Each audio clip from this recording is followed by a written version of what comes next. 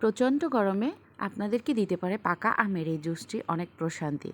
খুব সহজেই কিভাবে তৈরি করতে পারবেন আজকে আমি সেটি শেয়ার করব। Welcome back to my channel. চলে এসেছি সতেজপাতা থেকে। আজকে আপনাদের সাথে শেয়ার করছি পাকা আমের জুস। এখানে আমি বড় এবং মাঝারি সাইজের 4 পিস আম নিয়ে নিলাম। আমগুলোকে কিউব করে কেটে নিয়েছি।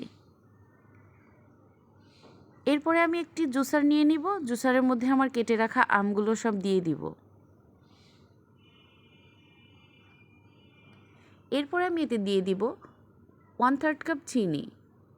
এরপরে দিয়ে দিব 1/3 কাপ গুঁড়ো দুধ আর দিয়ে দিব 1 কাপ পানি। এবার এটিকে মিক্সিতে মিক্সার করে নিব খুব ভালোভাবে। জুসটি মিক্স করা হয়ে গিয়েছে। এই পর্যায়ে আমি ডেকোরেশন করে নিব।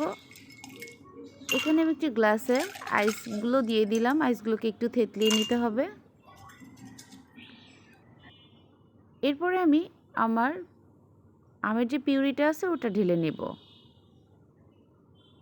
ব্যাস, তৈরি হয়ে গেল আমার পাকা আমের জুস। এই গরমে আপনাদেরকে একটু হলেও প্রশান্তি দিবে ঠান্ডা ঠান্ডা ম্যাঙ্গো জুস। আমি একটু উপরে পুদিনা পাতা দিয়ে ডেকোরেশন করে নিচ্ছি। তৈরি হয়ে গিয়েছে প্রাণ জুড়ানো পাকা আমের ম্যাঙ্গো জুস। খুব সহজে আপনারাও কিন্তু তৈরি করতে পারেন। আমার ভিডিওটা কেমন লাগলো অবশ্যই কমেন্টসে জানাবেন। Thank you for watching.